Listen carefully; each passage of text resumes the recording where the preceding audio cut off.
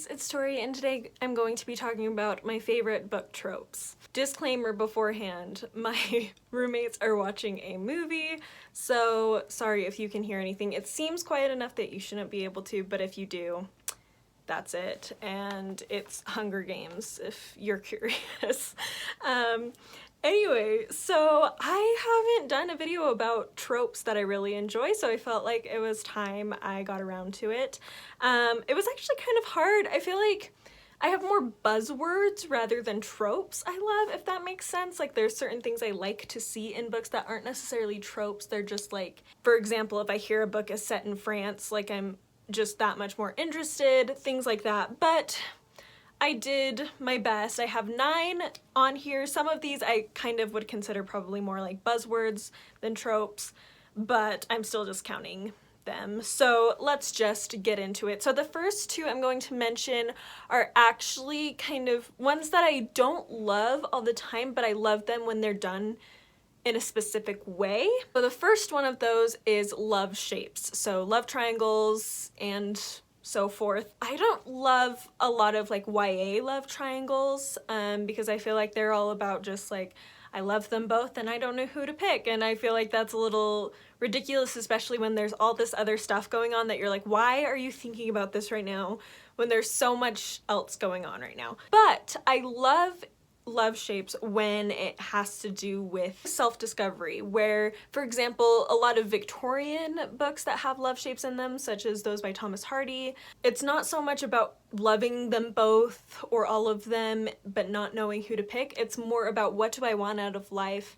They're in a society where marriage is about social status and like more like a business transaction, especially in the early parts of the Victorian time period, and so it has a lot more bearing on their life from then on than just who do I love more. And so I really like that self-discovery aspect that comes into play in those. But like I said, I don't love it when I feel like it's like this huge overarching, all these things are happening and there's this random love triangle of apparently you need to decide who you're going to marry right now.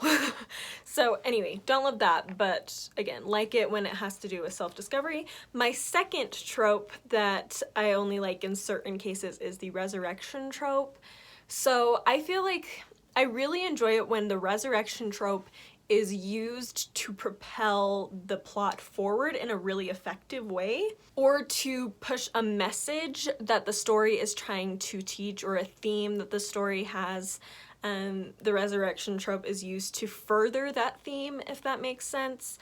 So, for example, I don't want to spoil anything, but Harry Potter, there's a resurrection trope is used in that at one point. Sorry if you haven't read it, but I didn't say who, so anyway, but there is a resurrection trope used in that, and I know a lot of people hated it, but for me, I felt like it really propelled the theme forward of it's our choices that make us who we truly are far more than our abilities. That classic Dumbledore quote, I feel like, is propelled forward because of the way the resurrection trope is used, and I also feel like it propels forward the idea of love being what protects us. So I liked how it was used in that book.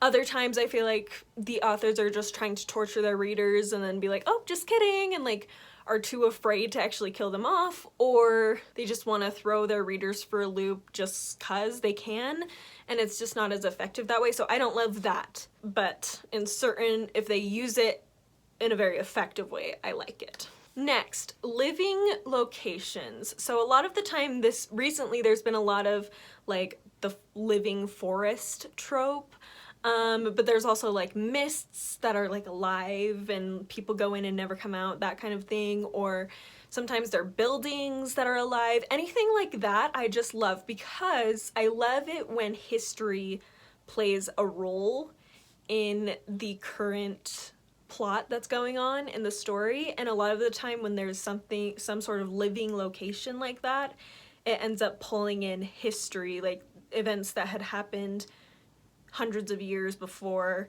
that are influencing what's happening now, and I really like that. Number 4, the chosen one trope. I know this is such a well-used trope, but I feel like it's one that nobody, at least very few people, really don't like. I could see people getting kind of tired of it or liking to see different things used, but the chosen one trope is just great, and there's a reason why it's been around for so long and is still used today, because it's just fun and entertaining, and I still love it, and I think I will always love it. Next, this is kind of more of a buzzword, but I'm just counting it in this, and that is adoption. I love books about adoption so much. Sometimes they like really get me, and I have to it takes me a while to read them because I really want to adopt someday, and I'm very passionate about that.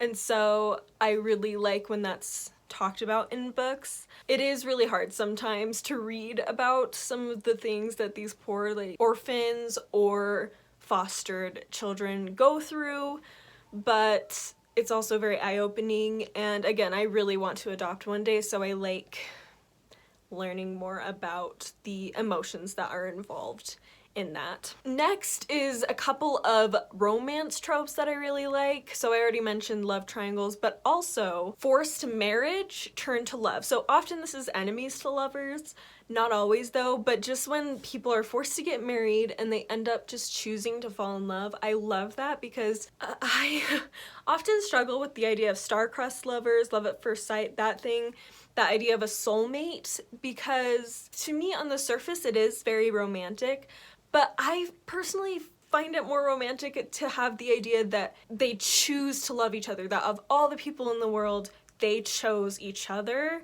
And so I feel like the forced marriage kind of showcases that a lot better, because they're in this position where they could choose to just be angry or just choose to be awkward together or whatever and not trust each other. But when they choose to just accept each other and to try to love each other and it ends up going well, I really like that, and I feel like it's more romantic than just your star-crossed lovers, your soulmates, you're meant to be together, and you have no say in it, if that makes sense. And then the other love trope I really, really like is friends to lovers. I know a lot of people like enemies to lovers, and I do, but I feel like there tends to be more of an abusive or manipulative relationship involved in that, and one or both of the people involved in enemies to lovers, especially when it goes really fast, tends to be kind of possessive or just rude, honestly. So I struggle with it a little bit, but friends to lovers, I love it so much, because what I want out of a relationship whenever it happens is I want him to be my best friend, and I want him to be someone I trust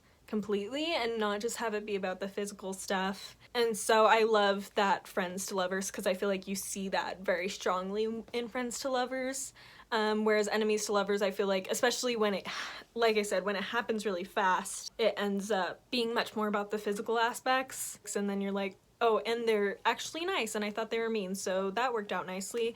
So anyway, and then my last two on this list are going to be specifically for Victorian literature, so really all classic literature, but Victorian really specifically. So the first one is marriage problems. I really like studying how marriage is dealt with in the Victorian time period, and I like contemporaries that have discuss marriage problems as well, but I feel like I don't see it as much, and that's probably just because of the types of books I've heard about and I tend to read don't tend to have that as much so far in my life, especially because a lot of it has been YA. But I really like reading Victorian literature where you see these marriages that are not perfect, and you see them either fall apart because of the choices that are made or end up working out because both partners end up being willing to work at it and willing to compromise, and I just really find it fascinating and I love it. And then the last trope I love, also in Victorian literature primarily or other classics, is the fallen woman or illegitimate child tropes. This is another one where I just find it fascinating, especially in the Victorian culture, to see how these people are treated and ostracized a lot from society, although there are still people who recognize that they need to be treated with kindness and not cast out. It's a trope that deals a lot with grief as well, but not so much grief about someone passing away, but grief about just being ostracized like that and being seen as a walking sin, essentially. and how that affects a person, and how some people are able to overcome that rejection and some people really struggle to be able to move past it. And so I just really like reading about that. So yes, that is it. Those are 9 tropes that I absolutely love to read in my books. Let me know down below some of your favorite tropes, because I'm sure some of them will be the same as me. I just could not think of very many. I was really struggling. So anyway, and maybe I won't agree, but I am curious to see favorite tropes of yours. So again, let me know and I will talk to you next time. Bye!